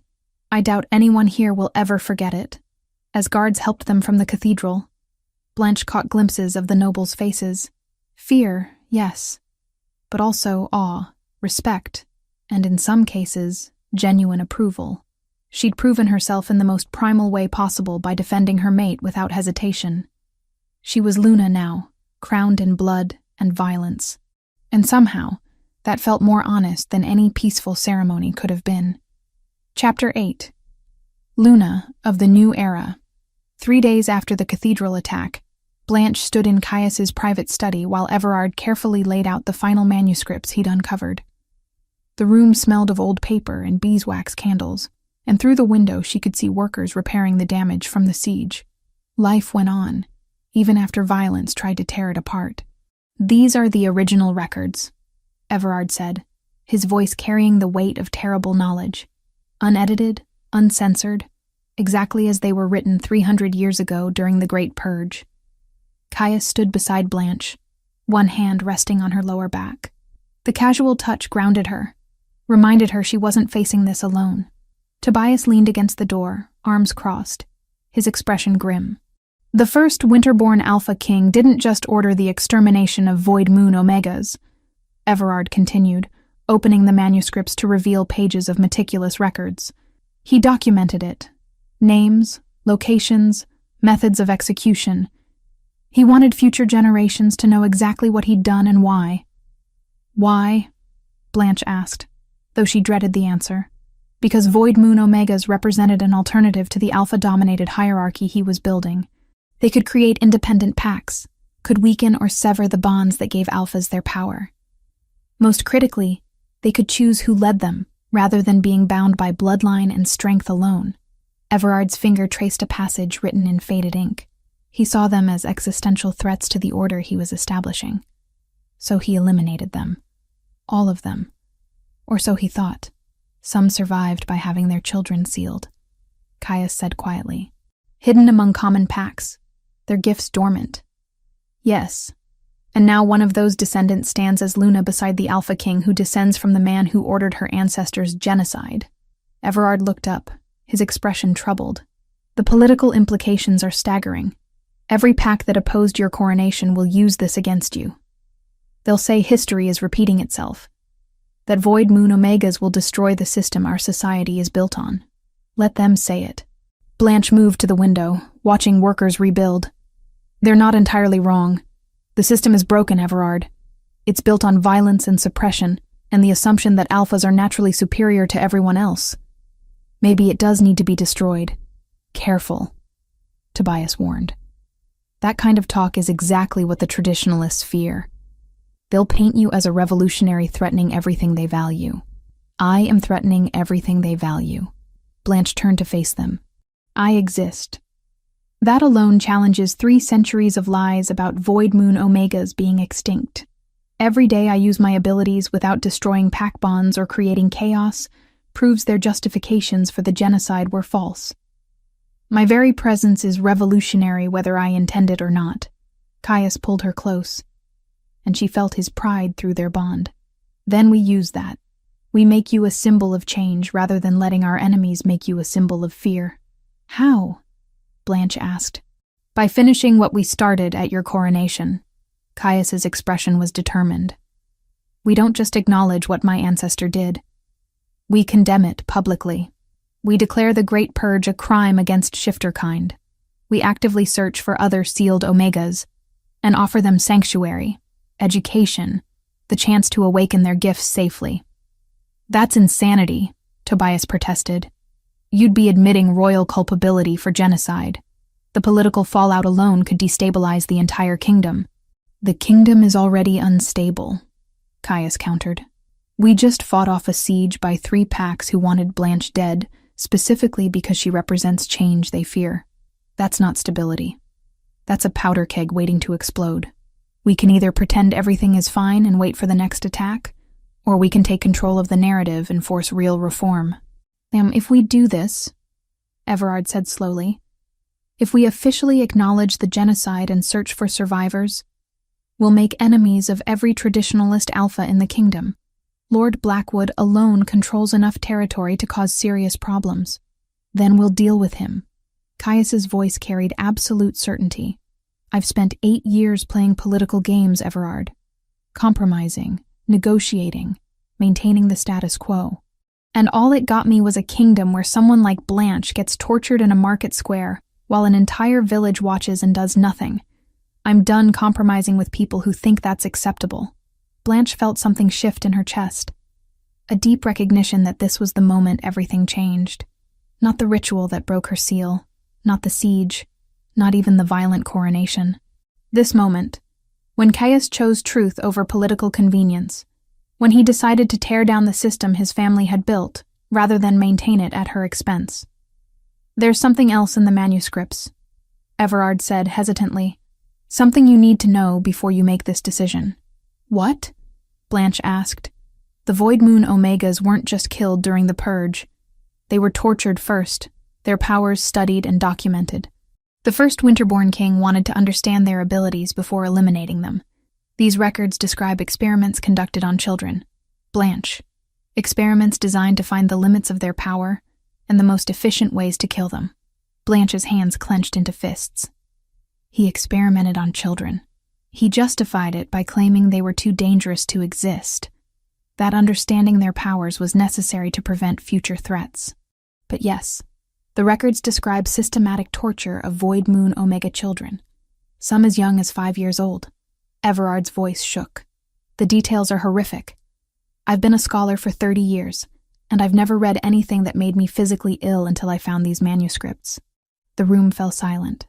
Blanche could feel Caius's rage through their bond, mirroring her own. But beneath the rage was something else. Grief. Deep, soul-crushing grief for children who died 300 years ago, but whose suffering was documented in meticulous clinical detail. I want those records published, Blanche said finally. Every page, every detail, every atrocity. I want the entire kingdom to know exactly what the so-called glorious first Winterborn king did to establish his dynasty. Blanche, Tobias said carefully, are you certain? Once that information is public, there's no taking it back. Caius will be judged by his ancestors' actions, whether it's fair or not. The crown's legitimacy will be questioned. Good. Blanche moved to stand beside Caius, taking his hand. Let it be questioned. Let every alpha who benefits from this system have to face the truth of how it was built. Let them decide if maintaining power is worth defending genocide. You understand what you're asking, Caius said, looking down at her with those storm-gray eyes. If we do this, we're declaring war on the old order, not with armies, but with truth. And that might be more dangerous. I understand. Blanche squeezed his hand. But I also understand that I spent 22 years being called cursed and worthless because people needed a scapegoat for their own failures. Those Void Moon Omega children died for the same reason, because they threatened people who valued power over justice. I won't let their deaths be forgotten. I won't let the lies continue. Caius turned to Everard. Prepare copies of all the manuscripts. I want them distributed to every major pack territory, every noble house, every place where decisions about our kingdom's future are made. Include a formal statement from the crown acknowledging what was done and condemning it without reservation. Your Majesty, Everard said slowly, are you certain about this? Once you acknowledge royal responsibility for the genocide, you're giving your enemies ammunition. They'll use it against you. They already have ammunition. Caius's expression was resolved. They have 3 centuries of lies and propaganda. What I'm giving them is truth. Let's see which proves more powerful. As Everard left to begin the massive task of copying and distributing the manuscripts, Tobias approached Caius with unusual hesitancy. I need to know, is this about justice, or is this about her? Caius didn't hesitate. Both. I love her, Tobias. More than I thought possible to love anyone. But even if I didn't, this would still be the right thing to do. Those children deserved better than to be experimented on and murdered because they threatened an alpha's ambitions. And shifter society deserves better than to be built on lies and genocide. Tobias nodded slowly, then surprised them both by kneeling formally before Blanche. Then as Beta, I pledge myself to your service, Luna. Whatever comes next, you have my loyalty. Stand up, Blanche said, embarrassed. You don't need to kneel to me. Yes, I do. Tobias rose, his green eyes serious. Because you're going to change everything, and someone needs to make sure you survive long enough to do it. Over the next 2 weeks, copies of the manuscripts spread across the kingdom. The reactions ranged from outrage to vindication, to calls for Caius's abdication. Lord Blackwood led a delegation of traditionalist alphas demanding the crown distance itself from Blanche and reaffirm traditional pack hierarchy.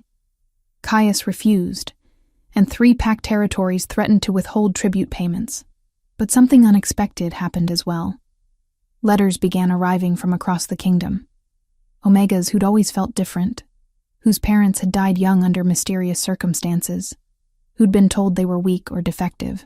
Some described symptoms that matched the documented effects of ancestral sealing. Others simply wanted to know if there might be an explanation for their struggles beyond personal failure. We're finding them, Meredith said, sorting through the letters in Blanche's chambers. Other sealed void moon Omegas. Dozens of them, scattered across every pack territory in the kingdom. Blanche read through several letters, her heart aching. These could have been her words, her pain, her confusion. What do? We offer them what you were given, Caius said from the doorway. Safety, education, the chance to understand themselves without fear. We establish a formal program to identify sealed Omegas and help them awaken their gifts safely. The traditionalists will see that as building an army, Tobias warned. Let them. Caius moved to stand beside Blanche, reading over her shoulder. We're not building an army. We're righting an injustice 3 centuries in the making. If they choose to see that as a threat, that says more about them than us. Another letter caught Blanche's attention. This one came from a young Omega in the Southern Territories, who described being unable to shift, but responding to Wolfsbane. She'd tried to take her own life twice, convinced she was too broken to deserve existence. Only the recent news about Blanche had stopped her from trying again. I need to meet them, Blanche said suddenly. All of them. Everyone who writes to us seeking help. I need them to know they're not alone, not broken, not cursed. I need them to see that there's hope. That's dangerous, Tobias protested. Travel makes you vulnerable, and some of these letters could be traps set by people who want you dead. Everything I do makes me vulnerable. Blanche stood, clutching the letter. I could hide here in the castle forever and still be a target. At least if I'm visible, if I'm actively helping people understand what Void Moon Omegas truly are. I'm changing the narrative. I'm proving we're not the monsters the old stories claimed. Caius studied her for a long moment, then nodded. We'll organize a tour. Heavily guarded, carefully planned, visiting pack territories where we've received letters. You'll meet with sealed Omegas, offer education and support, and you'll do it publicly, so everyone can see that Void Moon Omegas aren't destroyers. We're healers, teachers, bridges between divided communities. You're taking a massive risk, Tobias said flatly. We've been taking massive risks since the moment Caius brought me to this castle, Blanche replied. This is just the next one. As they began planning the tour, Blanche found herself staring out the window at the kingdom she'd never expected to belong to. Somewhere out there were others like her. Other sealed Omegas who'd spent their lives thinking they were worthless. And now she had the chance to show them the truth. She was Luna, crowned in blood and bound to an Alpha King who'd chosen truth over tradition. Together, they were going to tear down 3 centuries of lies and rebuild something better in its place. It wouldn't be easy. It might not even be possible. But for the first time in her 22 years, Blanche believed she was exactly where she was meant to be, doing exactly what she was meant to do.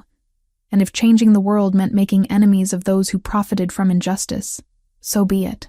She'd survived Ashenmoor's cruelty, Jorah's torture, assassination attempts, and a siege. She could survive politics too. Besides, she had something the traditionalists didn't: hope. And sometimes that was the most dangerous weapon of all.